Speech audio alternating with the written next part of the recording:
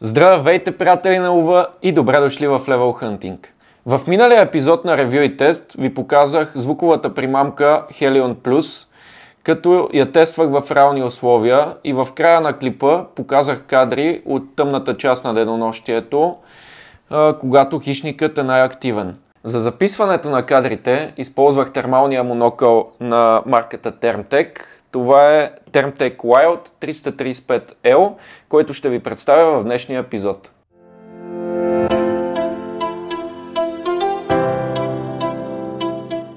Моделът е с AMOLED дисплей с висока разделителна способност, което гарантира страхотно визуално изживяване.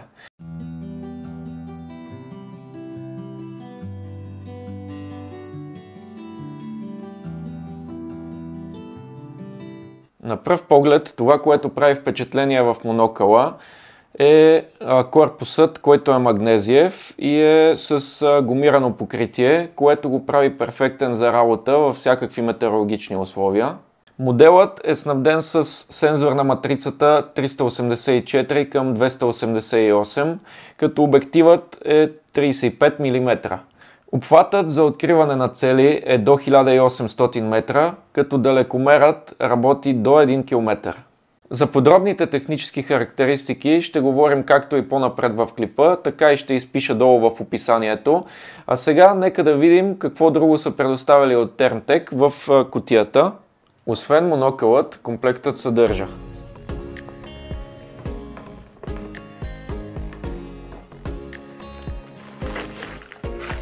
чанта за съхранение, каишки за врат,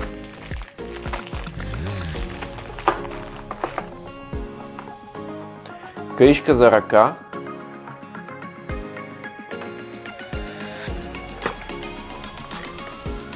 зарядно за самото устройство, допълнителна батерия,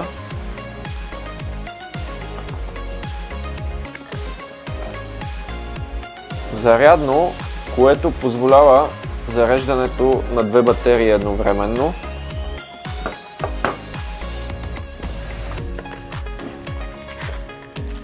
кърпа за почистване и книжка с инструкции.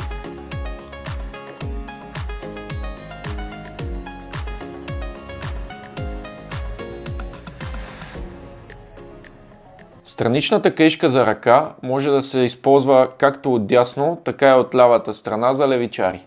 Капачката на обектива е с магнитен захват, който предотвратява изгубване.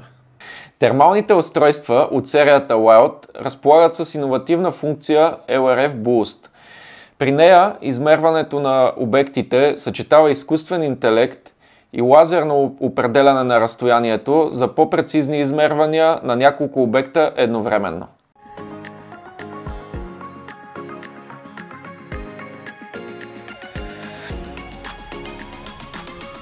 Моноклите от тази серия разполагат и с Zoom Pro. Това е алгоритъм, който гарантира отлично качество на изображението и подобрена детайлност дори при 2 до 4 кратно увеличение.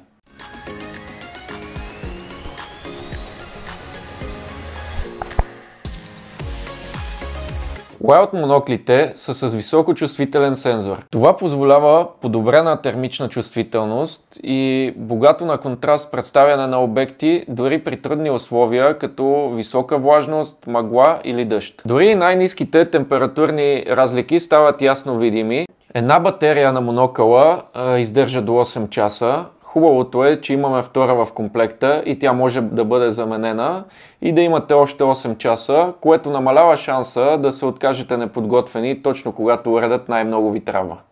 Thermtec Wild разполага и с голямо разнообразие от опции за настройка на изображението, включително яркост на сензора, контраст, рязкост, както и 3 различни цвята на подсветката на дисплея – сиво, синьо или лаво. С 6 цветови палитри и различни режими потребителите могат да персонализират картината така както те пожелаят. Нека поговорим малко и за изкуственият интелект. ThermTech разполага с приложение, което може да бъде записано на вашия телефон. Може да поставите термалния монокъл върху статив и да бъдете информиран за появата на различни обекти в зрителното поле на камерата. Това включва не само приблизителното разстояние, но и информация за вида на обекта – човек или животно. То може да бъде придружено от звуков сигнал, вибрация или безшумен режим според избраната от вас настройка. Така уреда става перфектен за наблюдение. Ами, стига толкова приказки и суха статистика. Нека да излезем навън и да погледнем през този монокъл, да видим неговите основни функции и да разгледаме обекти с него.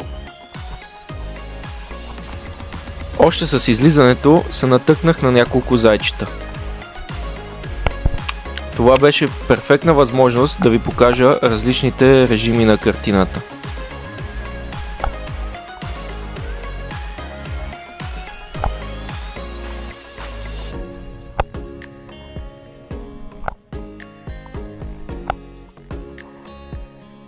На следващата поляна отново имаше зайци.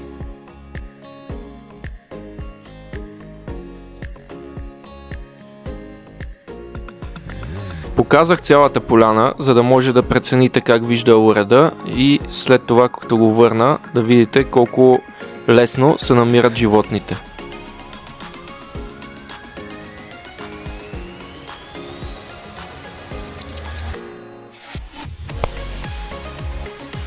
Да видя по-едър дивеч, като например елени, беше доста трудно, заради това искам да ви покажа по-едри животни, като тези коне.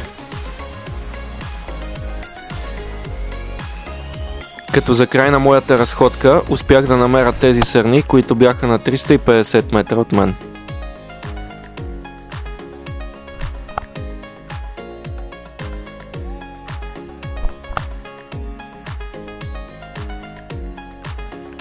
Както виждате, скриването на животни е почти невъзможно.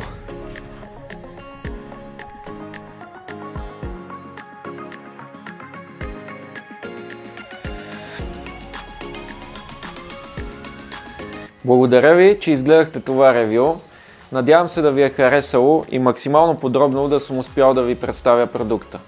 Моето мнение за продукта е, че е изключително лесен за употреба и функциите, които са с изкуствен интелект, са доста интересни и биха били много полезни. Ако имате някакви въпроси, може да пишете отдолу в коментарите или на инстаграма на Level Hunting, който ще бъде изписан по-долу. А сега може да се абонирате за канала, да натиснете камбанката, за да не изпускате нито едно мое видео, да харесате клипа и да очаквате още много лов от Level Hunting.